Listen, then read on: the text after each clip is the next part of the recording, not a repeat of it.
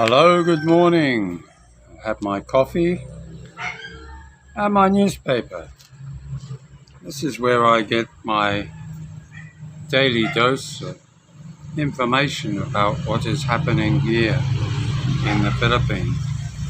The Philippine Star provides you with an English version. Everything is in English. It has 3 sections today. It's the main front page with all the political things on it. Then it has a section of lifestyle, and of course finishing with business.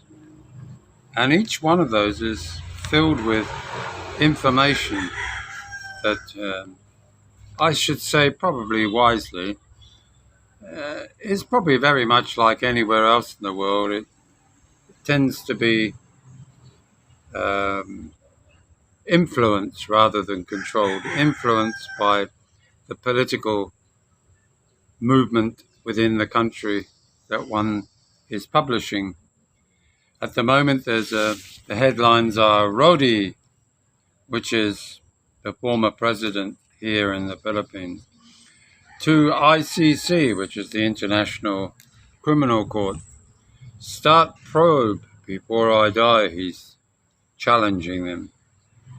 There's always been this push and pull of the former president and his, we'll call it his manner or his desire to try and clean up the issues that plague everywhere in the world, and that is drug distribution, illegal drugs. And when he brought in the wish to do so, a lot of people mysteriously died. Well, I say mysteriously, they were what they used to call summary executions. And of course, he's now and has always been accused, but never proven. But of course, the powers that be that sit in their righteous court there in Holland, in The Hague, have decided they once again want to investigate the guy. It always seems amazing that you have people chasing politicians all around the world for their actions, and yet at the moment in America there are a number of cases that are before the courts in America, and because of a thing called presidential immunity, it's very likely that all of those cases that were brought politically will be abandoned. And it's no doubt that the ICC has become the political arm of the elite around the world. The do-gooder politicians who suggest that because they believe that the other opposition were the dictators, the people in power that they didn't like, after and during they just make it their lifelong exercise to put these people in jail. There's no doubt that many politicians have, by their own nature, figuratively speaking, blood on their hands. You know, there's not many countries that can honestly say that they haven't had some involvement in organizing or suggesting that things should be done a different way. And force is one of the methods used by the military and the secret services of all of these countries. And we, the population, just sit back. If we look to Eastern Europe, or should I say, Eastern Europe, in a couple of decades ago, when you had one group against another group, and again, it was really a religious group against another religious group.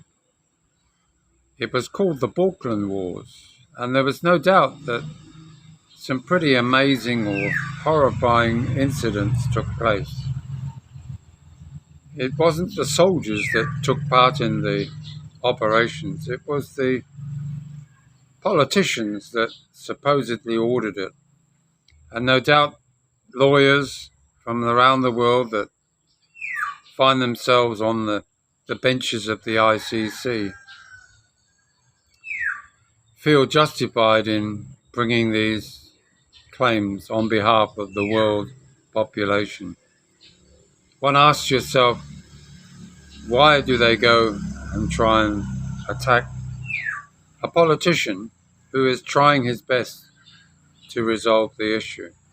I doubt very much that the Prime Minister of England, if he decided to root out the drug distribution or the human trafficking or the illegal immigrants to the country, that's not important enough for the ICC. Unfortunately, they go after the easier targets, the ones who no longer are in power, who can tell them to middle finger, don't get involved in our politics. And as a foreigner, we are also told it's a good idea not to get involved in politics here, which I agree.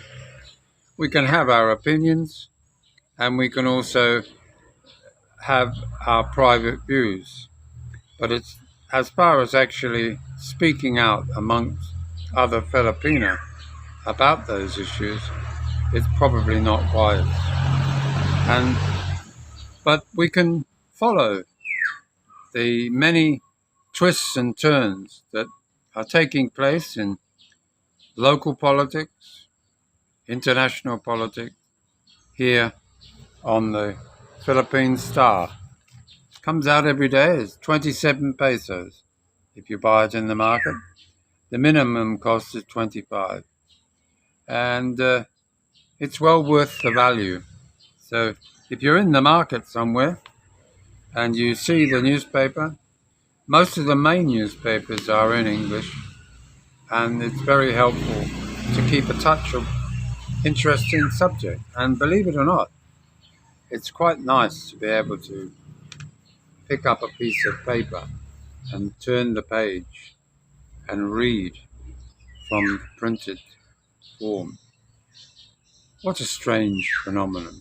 We're used to pressing buttons and scrolling up, but I like the good old smell of newspaper, and after all, it's useful for other things later. If you run out of bulk paper, for instance, a bit rough, but does the job. Anyway, that's my morning thought for the day from old Grumpy here. Unfortunately, I'm still not able to get access to the other channel because they're never quite the right moment to ask them to put it over. And you'll notice the title I give them as opposed to who. And you have a great day. Don't forget to like, share and subscribe. And I'll be back. Don't forget. Bye now.